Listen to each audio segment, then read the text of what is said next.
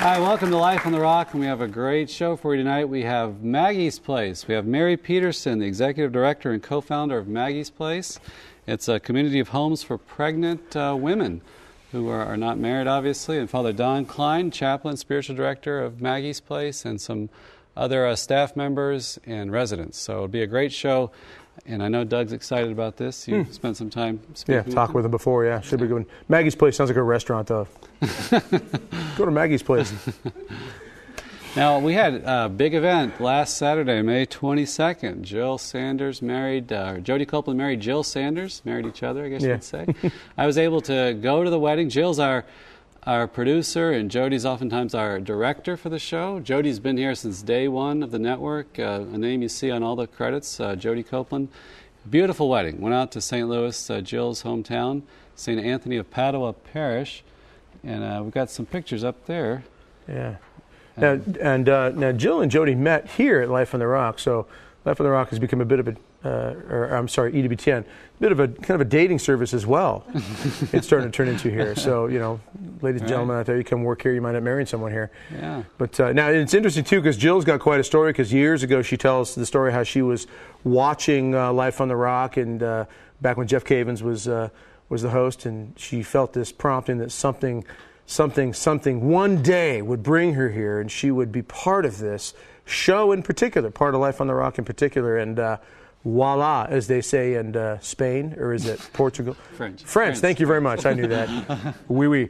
They said that, I'm sorry, so one day she felt like she would be here, and so here she is, and met the future husband, and there they are. Father Dave Pavanka, TOR, was the main celebrant. And beautiful, beautiful wedding. Yeah. Now, you know, this was just last Saturday. I don't know why they're not, off in Acapulco for 2 weeks. And that's a rented car. No, I'm just kidding. I don't know if it was rented or not. But there she is, sitting alone. Everything's over with. No, they look great. Nice, they look wonderful. I think we should give them a round of applause to the studio audience. Don't you think? Yeah. There she is. Like, there's Jody. Look at her there. That's great. Working hard. All right. Well, there you go, ladies and gentlemen. EWTN Dating Service. Give us a call. We'll see what we can do for you. We also, this coming Monday, of course, is Memorial Day. We remember the dead who died in service of this country. And we have a little video clip we're going to show you of Father Vincent Capodanno. I know, Doug, you've read about him. He's got an amazing story. He was known as the Grunt Padre. And we had, Father on here.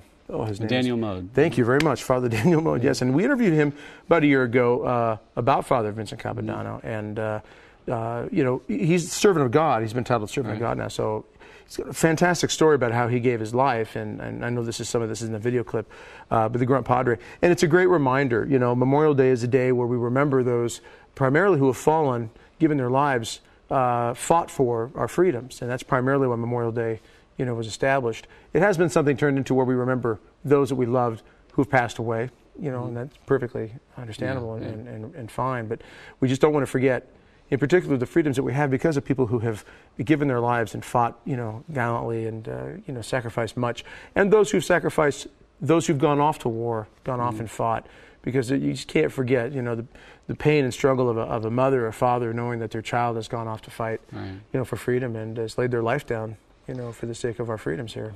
The Catechism teaches that the love and service of one's country follow from the duty of gratitude and belong to the order of charity. And certainly Father Vincent typified these. He was a Maryknoll missionary. He served in Hong Kong. Later, he was assigned as a Navy chaplain to the Marine Corps. And in 1967, September 4th, gave his life in running out, in machine gun fire to administer last rites or to comfort the dying. And just a real man of humility, and charity and service. He was awarded the Medal of Honor, the Bronze Star, and the Purple Heart. And I was reading a little bit Father Daniel Mode's book, a little bit of it, and he just everybody characterized him as a humble man, and how essential that was to being a man of service and love. So well, and it's interesting with Father Dan's book too, is that when Father Dan, as he told us on the show at that time, that he did not intend to write an actual book that would actually help lead to the cause of canonization. I mean, it was more of a study on the man's life, on Father Vincent Capodanno's life, and from his study and reading and interviewing people, it opened up tremendous insight as to what this man's life was about and what he was about. And that particular, moment you described, where he ran onto the battlefield with machine gun fire and shielded a man while he was administering last rites or caring for the man, put his body between the machine gunner and the wounded soldier, and took I think it was 27 bullets in his body. He's only 38 years old. Yeah, just unbelievable heroism there, though, that we just can't forget. So we also want to remember to pray for the dead and pray for the families, as Doug mentioned, that have given so much and have suffered this loss of people who died in service for our country. So we're going to take a quick break. We're going to go out with this video on Father Vincent Capodanno. We'll be back with Maggie's Place, so don't go away. We'll be back in a minute.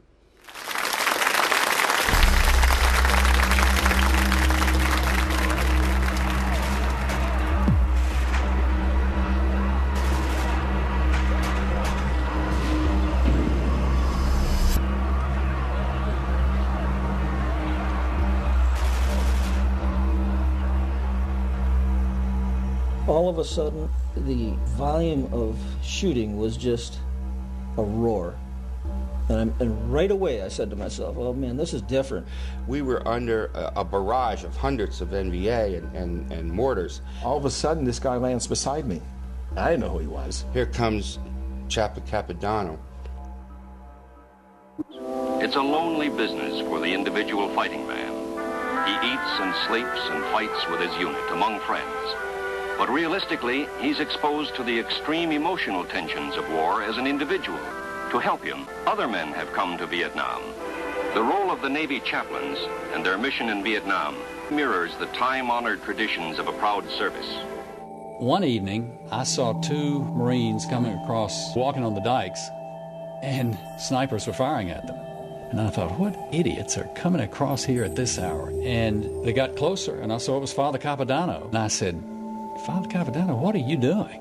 And he said, well, I need to be with men. I need to say Mass with them. He told me, I want to be one of them. If they're going to be sleeping out in the cold and the wet and the dirt and all of that, that's where I need to be because they need me. He was able to communicate a very honest sense of perspective and confidence that no matter what happened, you were going to be all right.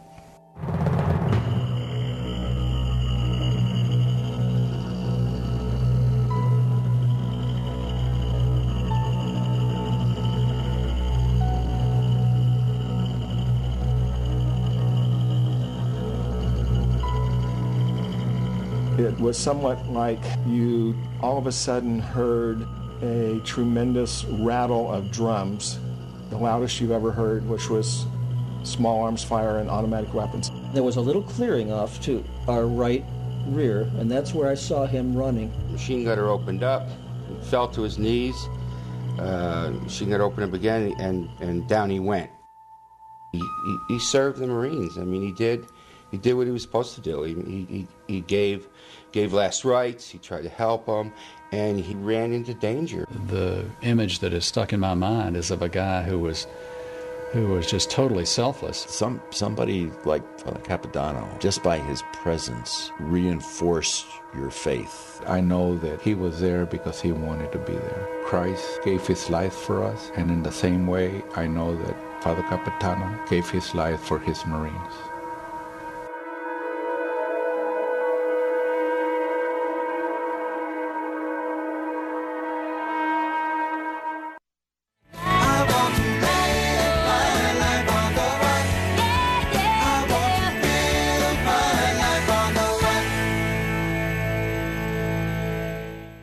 Because you're consumed in so much love here from the staff, from the moms, we're all in different situations, but we're dealing with the same struggles within, and we're trying to reach that same goal, and that is to build a foundation for our family that we're getting ready to have, and to try not to go back where we were. Suddenly, I have friends, and I have family, and I have strangers that love me and adore me, and they will take care of me, and it showed me that I can take care of myself. I was heading nowhere. And Maggie's Place just gave me a basis, a foundation, and gave me warmth and everything that I needed. Everybody here at Maggie's Place, they're so supportive and they're so nice and they're so dedicated to making my life so much easier, and they want for me to succeed. They want for me to be in a better place.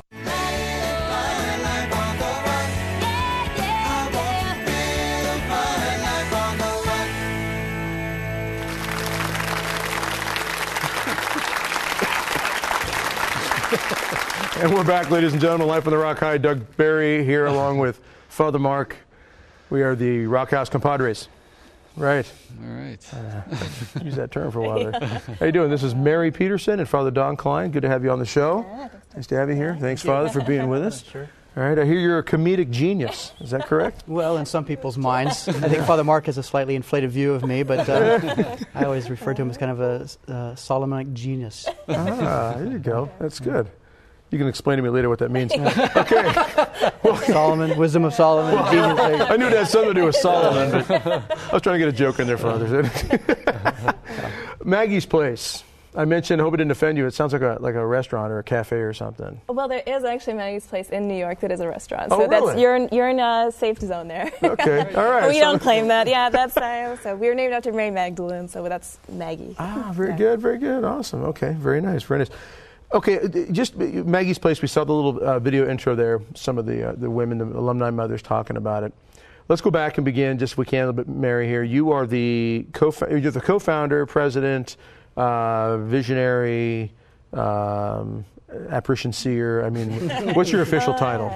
Executive director and co-founder. No apparitions, but God certainly moved in that early stages. Okay. So.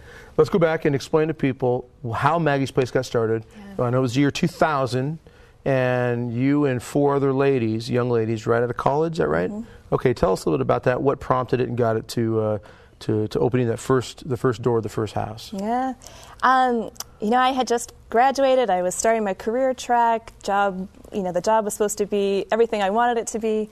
Found myself pretty unfulfilled in general. Then I broke up with a guy, and that was a disaster. And suddenly I found myself thinking all these things would be a part of my life. They weren't going to be. What do I do? And out of that, I started going to adoration on a regular basis, and things started tugging and pulling, and Maggie's Place was born out of that. I sent a letter to about 50 people. In response to that letter, a group started meeting, and eventually there were the 5 of us, and we were committed, and let's do this. Hold on, I'm sorry. Tugging and pulling. Oh, yeah. You know. Well, I mean adoration, and that, people who a lot of people who've been on the show who have felt prompted to start this or do that or move here or go there. The prompting, the tugs, the pulls, the kind of push. Sometimes you feel like a kick to the ribs, from the Holy Spirit or something. Describe a little more of the tugging and the pulling for people, because I think there's a lot of people who get the tug and the pull, but they're afraid to do anything. Yeah. Or they kind of, don't you think, Father, sometimes that can happen to people? Exactly. A tug and a pull. But, Mother Angelica even said, didn't she, Father Mark, you know the story better than I, that she doesn't think she was the first one that God asked to start this network.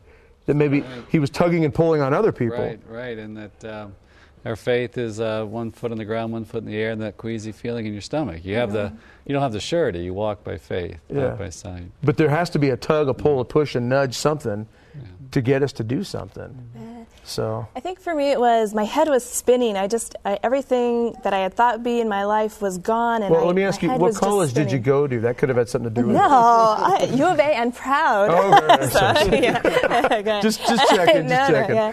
So it was just a sense of my just spinning, and I would go to adoration and I would stop. I was still. It was calm. And I don't know that it was any great prayer or anything like that, except it was a place where I knew I could just be. And more than anything, that's what I wanted. I needed that sense of just calm. So I think being in that place allowed the little tiny whisper, the little tiny seed to just take root, to sit a little bit. All right. What do you think of that, Father? You're the spiritual kind of liaison director, advisor for this. Yeah. When you hear this story, what would you say to that kind of little seed, that whisper that God plants in hearts? Well, she was kind of reminding me, I was thinking, I was a vocation director for many years in the Diocese of Phoenix, and so that whole kind of tug and pull kind of thing really resonated with, I think, a lot of guys who were discerning the priesthood, this being the year of the priest. We can go ahead and talk about that as well, but I think there's a lot of people out there, as you said, who are just kind of thinking about something but not quite sure. It's like a itch that just can't be scratched. You don't know how to. And so, as Mary said, that time of adoration is a time to really kind of be still, and discern and listen to how the Holy Spirit might be working in your life. But it takes a discipline, and to be able to calm yourself, quiet yourself from all the distractions long enough to kind of say, okay, God, is this your will? And if so, give me the courage to follow it, and I'll do the best I can. Right. But to be able to be attentive to that is really the... And don't we have to nurture it too? I mean, there has to be, if you feel a prompting, we have to kind of, continue the prayer and study and reading, and maybe start knocking on doors. Yeah. And it's not, you did that, didn't you, by sending out the letters? Exactly. The letter, people started gathering, and as people started talking about it, all this enthusiasm grew. And I think once one person committed to it, it was like, now people are committed. Now I need to do this. People, this is going to happen. I didn't think it was actually going to take shape. What am I going to do? Right, yeah. So you sent the letters out, and how many women actually came forward and said, yeah, we like the idea? But what was the initial idea that you put in the letters that you sent out? I think I was feeling this just desire to live, share my life with people in a particular way, to live in community, to not just have kind of the easygoing lifestyle that I had, but to kind of enter into the messiness of life. And so that was my big pull that I was drama. Yeah, right? there you go. Yeah. So you probably have and now there's drama there. So there's drama now. But one thing we should point out too, though, your houses, you have 5 houses, 3 in Phoenix, Cleveland, Idaho, and you have the Blessed Sacrament in each house, right? Yeah, you do. Yeah. So you continue that theme, right, of finding your peace. Yeah, there. Absolutely. I mean, the Blessed Sacrament, in terms of bringing all that drama and having a place where there is stillness, in the center of our homes, we have a place of that stillness. So then you get the other 4 ladies who were initially with you, and tell us about where it went from there. Because the idea of living in a community and doing something hadn't really come to the point of understanding that it would become Maggie's place. Yeah. So kind of tell us a little bit about you 5 ladies get together, and where's it go from there? Well, when we realized it was the 5 of us that we were the ones that continued to show up, I quit my job and we moved in together, and we had gotten connected to the idea of pregnant women. And once that happened, once the connection with pregnant women, serving pregnant women, sharing a life with pregnant women happened, it was like ding, that more than anything, the Holy Spirit. So I started working full time, just trying to cold call people and get people excited about it and get people involved. We got connected to an old abandoned piece of property in downtown Phoenix that had been gutted and was sitting vacant and just a mess. So the early stages were definitely flying by the seat of our pants, grassroots, figuring things out as we went along. So you get a little piece of property. Yeah. You get a house to fix up here at this, and you're start calling people. You're scrubbing floors and you're asking for help everywhere. Yeah. And Bishop Olmsted, of course, supports this and is behind this. I mean, that's great. I'd say the real adventure began once the house opened. I mean, you go from all these theoretical ideas about how you're going to live with each other and love one another and, share a life. And then it's like, oh, hey, I have to figure this out now. I have to. Sounds like marriage. It's right, yeah. It sounds like marriage. Yeah, I mean, in a sense, and I don't mean that in a negative sense, but, the whole romantic side of, the we're going to spend our lives together and it's wonderful and it's beautiful. And then, a week or so goes by after marriage and you're waking up every day to living. Yeah, and living it is different than the notion of in the writings of what it's going to be like. I mean, and then everybody's pregnant on top of that. Right? Yes. So that's all the hormones going crazy in that house. And the guys in the audience are thinking, oh my goodness. Woo. I mean, 5, 6, 7, 8 pregnant women in a house at the same time. Wow. Father, you're going to say something, comment on that? Well, I was thinking I kind of likened it to the priesthood as well. You can, the kind of the hope of, one day being a priest, and then when you're actually ordained, what that drama looks like, how that unfolds too. God is definitely full of surprises, so you never know what to expect. Right. Just kind of hold on for the ride. Yeah, that is so true. Okay, so continue on then. You've got your first house. The doors are opening. The first woman who comes, tell us about that. You got to remember the first pregnant mother who showed up. Yeah, absolutely. They actually all moved in together. We all moved in. The house, we had planned this big party, big street. The street was shut down. We had mariachis. It was a big party. And the house wasn't ready. My wife just heard that. You said mariachis. You had mariachis in the streets and everything? Yeah, it was awesome. Oh, that's awesome. Mass in the backyard. It was a great party. But really the house wasn't done till right before. Oh, really? So once we had our big party, we all moved in together so that it so hit the ground. You weren't stressed out at all? There was, Yeah, they're going to close the streets or get mariachi showing up in the house isn't finished. Not quite done, yeah. So contractors. Yeah. The moms, those early moms like to say, they're still really connected to a lot of them, but they joke when they moved out, they're like, it would have been nice to know what to expect, So we'd come up every week with a new rule because, that can't happen again. That didn't quite work out the way we thought. That's not going to, so. But. Okay, but the first woman who comes? First mom that jumps to mind, Jana and her wonderful son, Bobby. She had been living in the back of a moving van and it was getting hot in Arizona. She couldn't take it anymore and called. We let her sneak in. We didn't really have room, but she was desperate and let her stay on the couch for a few nights. And she wanted a place in our hearts, and she moved into her room a few days later. So still, we talk on a regular basis. Still a really important person in my life. Well, I don't want to move too quickly past that point that you just made. She was living in the back of a moving van, and she's a pregnant mother. And how old is she at the time? She was in her 30s at the time. Although most of her moms are younger than that, she was in her 30s. So. Why would she be in this place of her life? I think they'd just fallen apart with the guy, and she was just kind of sick of the what ifs, and I just needed a little bit more time. And she knew she was getting close to delivery, and it was go time, and she didn't want the what ifs anymore. She wanted to know she was in a safe place. Father, is that pretty common? I mean, a lot of these women who come, this sounds like a wonderful place, and I'm sure it is. But the reason this place exists is not because of wonderful circumstances. Right, exactly. And that's what we can't underline enough, that these are desperate situations, and oftentimes coming from oftentimes bad, just difficult situations that are unthinkable because somebody failed to live up to their responsibility, and kind of things just started to crumble after that. It's kind of spiral out of control sometimes, and yeah, it's an unfortunate. You wish you didn't have to have places like this. It's a good thing we do, but it oftentimes is the need comes as a result of some previous situation that was not good. So we're talking about abusive situations, alcohol, drugs. I mean, what type of violence, mental illness. Sometimes families need to draw tough lines. Sometimes families are dysfunctional. Relationships that aren't healthy. Kind of across the board, we can see a lot of different scenarios. The bottom line, the things that most of the moms have in common is that the people that maybe should have or could have or would have been there to support them can't, won't, aren't up to it, aren't interested. So it's really that support piece. Like there's no one there to provide that net underneath them. And in essence, that's what Maggie's Place is. It's a home. It's not just a home for a woman to live in until she has her baby and then move on. There's more to the dynamics of what this is about. Tell us a little bit about the dynamics. Father, as a spiritual advisor and the spiritual director of this whole, organization, what's the real core dynamic of what's trying to take place here? Well, I think, at the core, people want to be loved, need to be loved. And oftentimes, as we said, sometimes that support system is not in place or has kind of, for some reason, been disrupted. And there's no place for these women to go. And so Maggie's Place provides that opportunity for them to learn how to love.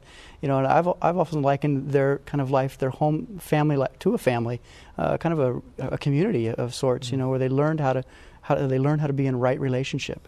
They learn how to communicate effectively with one another and how to grow in respect for themselves and one another. So I think we talk a lot about that's messy work, that we are certainly trying to love one another, and loving one another is messy. So especially we're all bringing our stuff, plus you've got the hormones, plus the dynamic of a bunch of women living together. So to really try and enter into that is good and hard. Mary, what has the women taught you? Is there a general theme that you've learned from them? Yeah, I've been shaped so much by Maggie's Place, by my time there, that it's hard to separate that too much. I think to come back to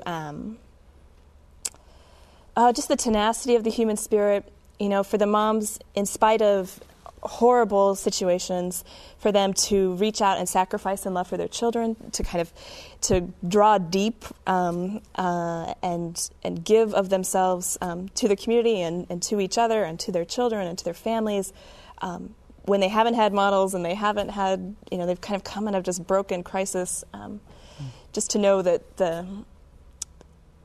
there's a great depth in the human spirit to do that.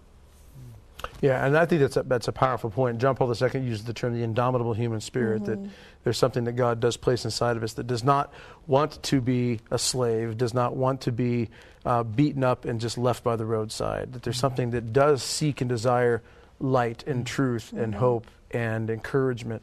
And that really, at the heart we're wired to not only want that, but really that's what fulfills us more when we give that to one another, isn't it, Father? I mean, their lives, the staff models for them what it means to truly sacrifice and give themselves.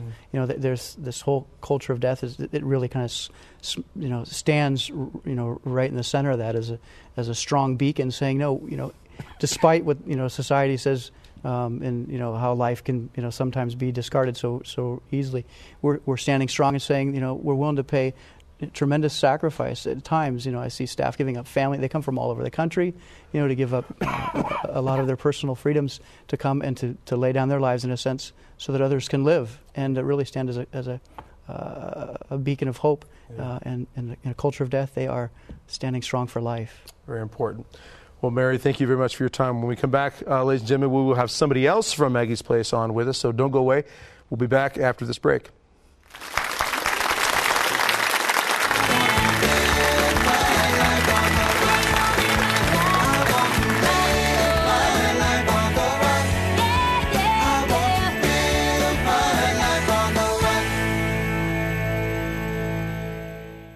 I think that's what makes Maggie's Place different. We acknowledge the importance of the concrete elements, but we also acknowledge the messiness of life and the fact that when a mom comes to us, she has a lot going on, and we may not be able to solve every problem and, say to her at the end of 12 weeks or 6 months or a year, all your problems are going to be gone and you're going to be on a road to success, but rather to sort of wrestle with the messiness and be with her during it and encourage her to look at whatever's hard in her life and look at why and begin to untie those knots. It's a longer term plan, we rarely see a mom walk out of Maggie's Place with all of her problems solved, but we hope that she does have the tools to face future challenges as well as those she had before she came to us.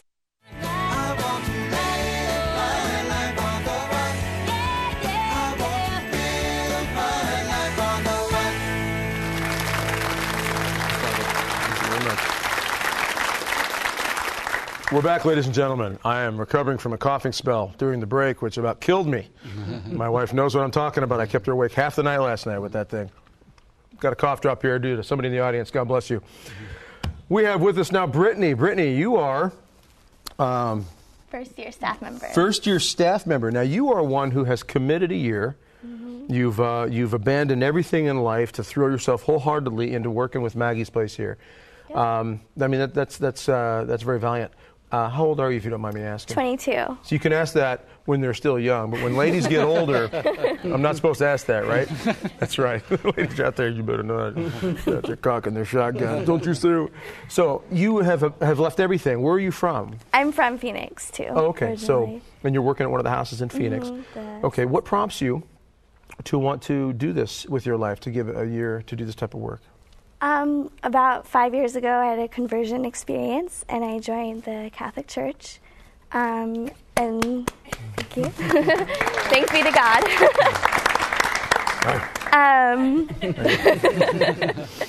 And since then, I just knew I wanted to dedicate myself more fully to Christ, and this was a real living example of doing that.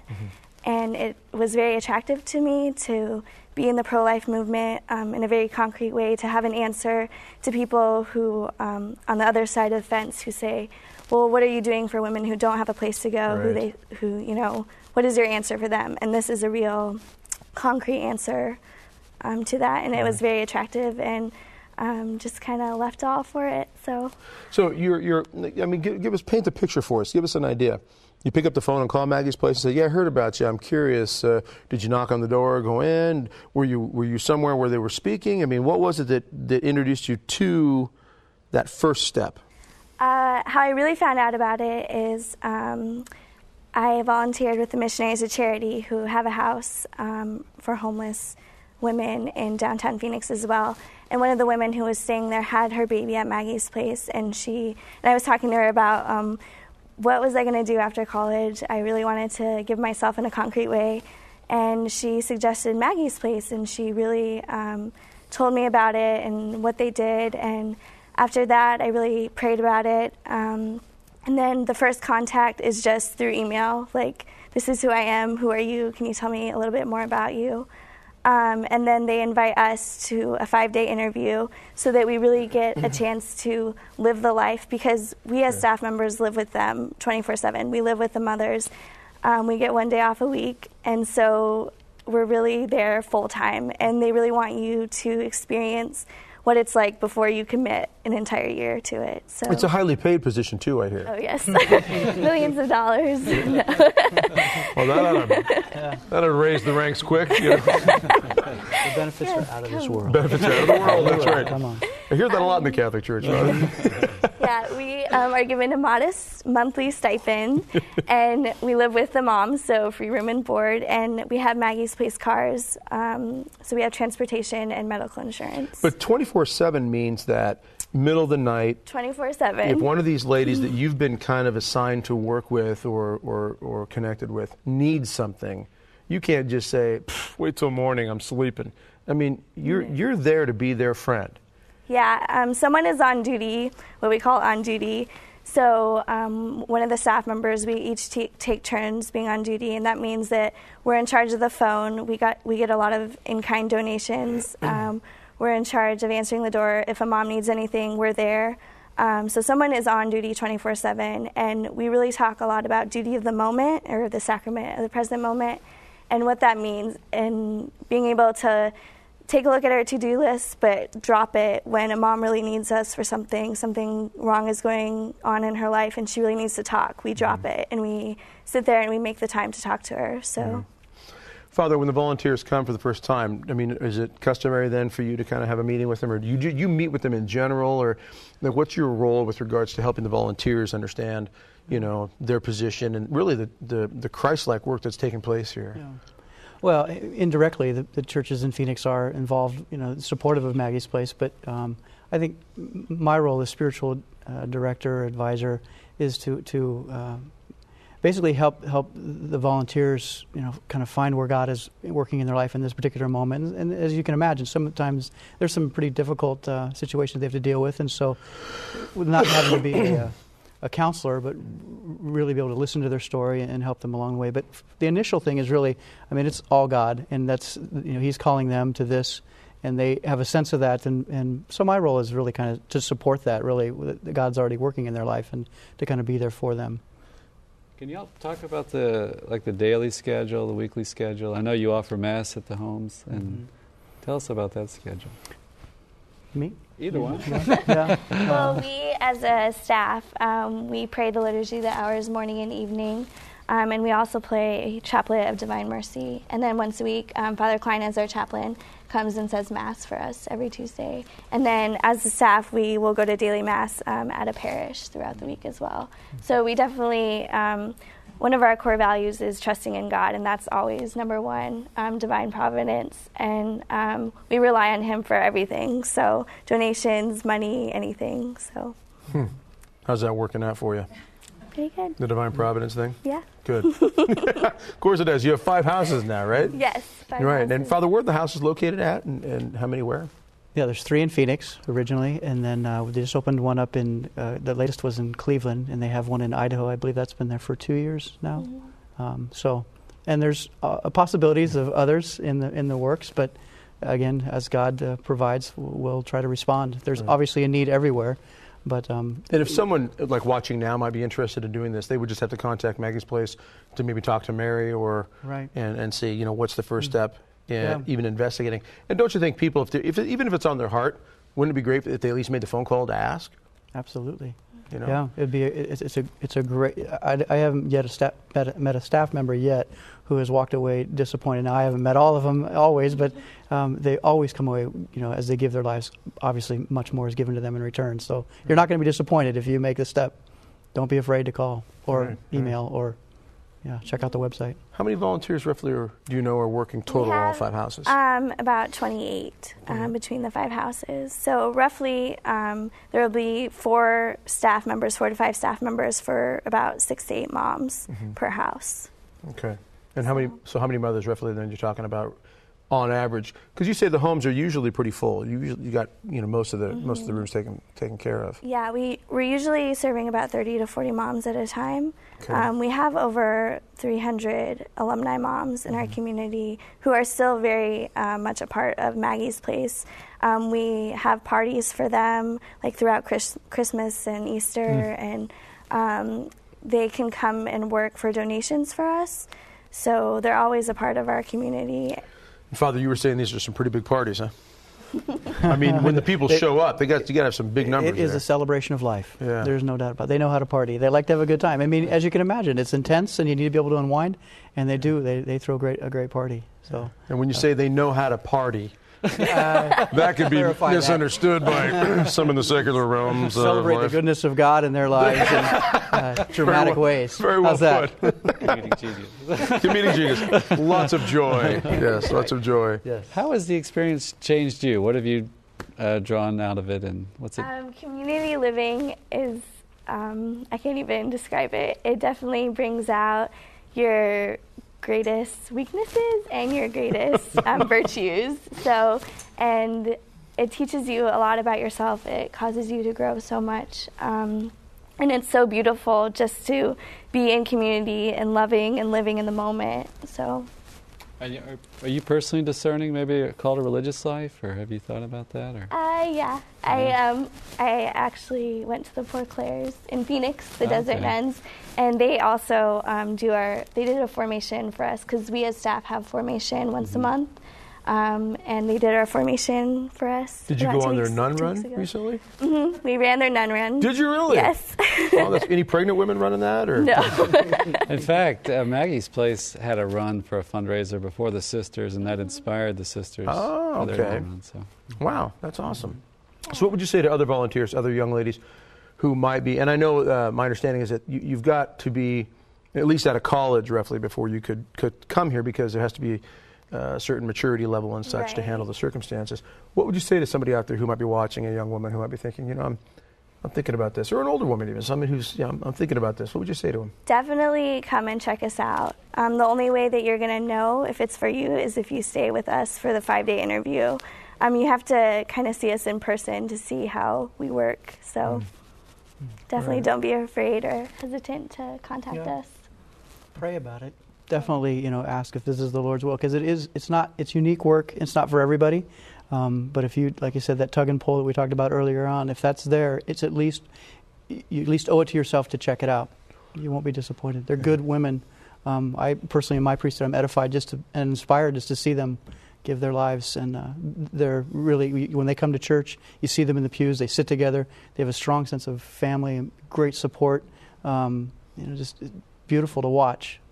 So, well, especially in our day and age when there seems to be so much coldness in the world, this is a very heroic act of Christ's mission to care for souls, natural and supernatural on levels.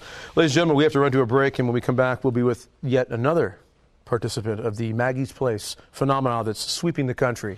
So don't go away. We'll be back right after this.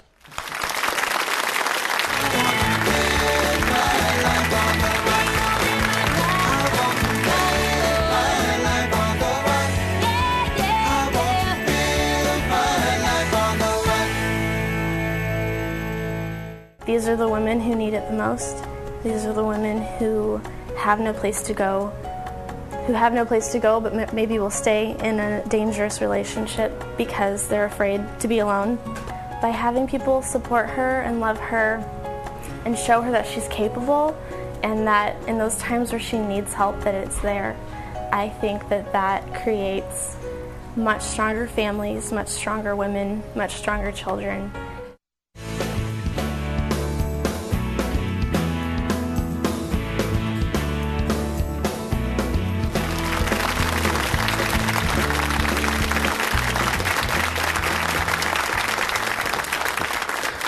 We're back, ladies and gentlemen. I just received another blessing from Father Kline that I don't break into a coughing spell during the segment here. We have with us Rachel. Rachel, you are a mother who has spent time at Maggie's place. Yes. Right, and your beautiful son, Arius, is out here in the audience there. Yeah, and, that's him over there. Over there, we're gonna. They showed him coming. Did they get a shot of him there? There he is. Yeah. Okay. There he is. Strong little kid. I saw him doing push-ups in the back. 5 months old. He's back there, one-handed. Yeah. So, can anybody top this? I don't think so. So it was pretty good. What brought you to Maggie's place? Because I think one of the things that I'm going to start by saying this. One of the great scourges of our society, in my opinion, is that men have failed a lot of you women in a lot of ways. I'm a father of 7 children. My wife and I have had blessed with 7 pregnancies, 2 lost through miscarriage, 5 children. I have a beautiful wife and beautiful kids, and I've been blessed with this great family. And my job is to care for them, protect them, defend them. Right. And is it not true that every mother, every woman, who has a child wants the same thing from the father of that child? You would want that man to be there to protect and care for and defend and nurture and mentor and teach. Absolutely. And I think then that one of the greatest scourges that we have is that we men, largely in many respects, have dropped that ball in a serious way. And we men need to step up, pick it up, and get back in there and do what we're supposed to do. And it's going to be hard, absolutely. Everybody's got a rough time now and then. We've all got a cross to carry. But I want to apologize on behalf of a lot of men out there. I think a lot of men out there are flat-out scoundrels. I think that there are men out there who are just ignorant and have not been trained and just don't know what to do. They lack the maturity. I think they're incapable in many respects because they've not been given the tools mentally, emotionally, spiritually to handle these things. I'm not trying to tear them all down, right? But I do know that there's a wide array of reasons as to why men do not do what they should do. Some of it is pure corruption, and I think some of it is simply ignorance and fear and distraction, drugs, alcohol, addictions of whatever sort. But I do know that if men were doing what we were supposed to be doing, Maggie's place wouldn't need to exist, would it? No. All right. So why did you end up there? Go back into your life a little bit if you don't mind. 15, 16 years old, you said you started getting into some really bad behavior because you had kind of a rough relationship with your mother and father, particularly your father, you said. Yes. I started getting into drugs at a very young age, mainly peer pressure, high school. And it stemmed a lot deeper than that. I used drugs and alcohol to escape the fact that my father had left me when I was young. My mom and dad divorced. And I was pregnant with my first child at 16, and the dad had left me. And I finished high school and then continued to use drugs and found myself pregnant again with a second child. And I had been through many rehabilitation centers, several, at least 6 or 7 rehabs, trying to get off of drugs. And I found out that I was pregnant with Arius and checked myself into rehab. And found out about Maggie's place through a counselor that was there. And that's how I basically found out about Maggie's place. And you said to me in the back room there before the show that you did this, you took this step to check yourself into rehab when you found out you were pregnant with Arius because you wanted to do it for the sake of your child. Absolutely, yes. You wanted to get yourself right, get things in order. Enough was enough. I was bad. I was really bad on drugs. To the point where my family had abandoned me, my mother, my sister, my brother was off at college doing his own thing. And I had nobody to turn to. My friends left me. Everybody had basically given up on me. All right. They were sick and tired. So when you get to Maggie's place, what's that like, your first experience when you go there? I mean, what that initial impact, what was that like? Well, I had already been through a rehabilitation for rehab. I was there for 5.5 months. And so there was 40 women there. So when I got to Maggie's place, I was kind of familiar with living in a community. And it was just an awesome experience for me. You know, I had never been somewhere where, I could just put in a request for a donation and they would just give it to me, so freely. And there was always staff on site to turn to and other moms who were in the same situations as me. Pregnant and lost and abandoned by boyfriends, husbands, whatever. Yeah, and Father, we've said that this is a common occurrence, obviously, for a place like this. These places should not have to exist. They're kind of a damage control type of effort, aren't they? Yeah, but you know, there's a great sense, I think, and I don't want to speak for Rachel, but I think knowing that you're not alone, that there's other women who are in the same situation, and that there is hope and healing to be found. And so, yeah, unfortunately, we have this situation, but fortunately, there is this beautiful safety net that they can fall into and experience really the love of God in ways that they perhaps maybe never experienced, before. Right.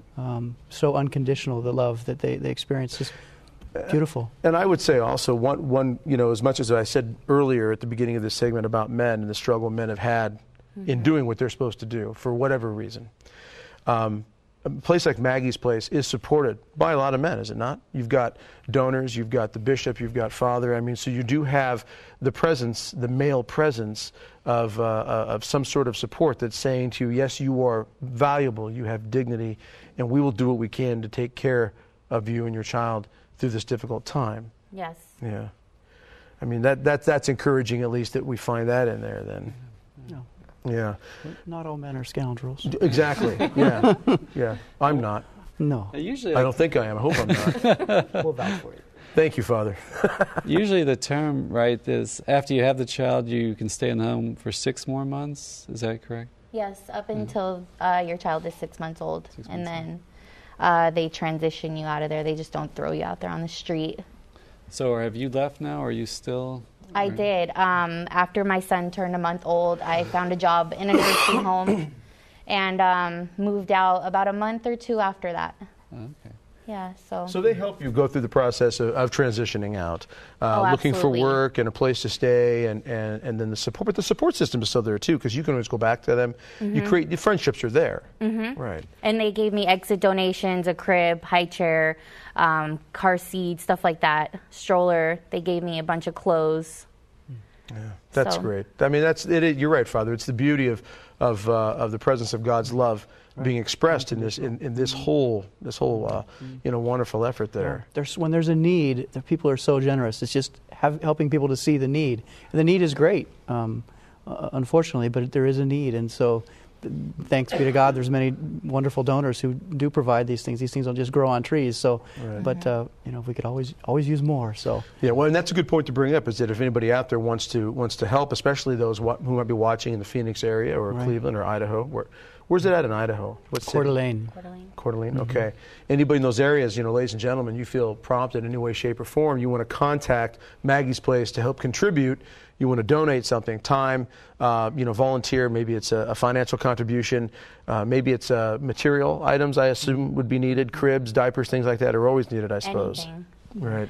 Clothes for the moms. Okay, perfect. Then contact them, all right? You can be a tremendous source of grace and help for these people across the board when it comes to this. It's a very difficult, challenging time for a lot of people. And you met a lot of the mothers, obviously, living there for a while. Yes. Okay. Their backgrounds, I mean, they find the same healing. I mean, they're coming from the same difficult backgrounds. I mean, different types, but nobody is there because things are on easy street. Right. Right. Right. So what's it like? And you're communicating with these other women who are also struggling. What sort of situations were you seeing and from where they were coming from? A lot of the same, same situations as me, drugs and just stuff like that. But then on the flip side, the healing, I mean, were you also seeing a lot of them feeling that relief and that sense of love and dignity? Yes, yes. Right. I mean, it's got to mean a lot to think that you've got someone who's kind of connected with you, like Brittany when she was here as a volunteer. You can go to that person, and they're your friend. I mean, they're going to be there for you. They've committed to that. Anytime. Yeah, it's like an unconditional love. Unconditional. Yeah. Yeah. I mean, that's fantastic. I know we're Father, we're going to try to get the baby on here. Yeah, if we could bring Arenas out. Arius, we're going to bring Arius out. Arius? Arius. Arius.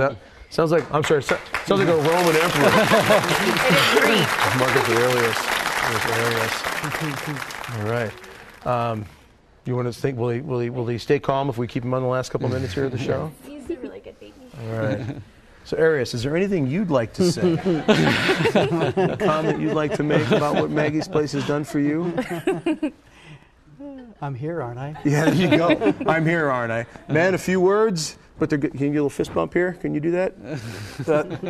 There we go. That works. All right. What would you recommend, or what would you say to a woman, a mother, someone out there who might be with a child right now, maybe feeling the pressure of not having a great environment? Maybe they're scared to just make that phone call, because it's got to be pretty difficult. Say you're in an abusive situation, or there's some situation there, drugs, alcohol. There's somebody watching or listening right now.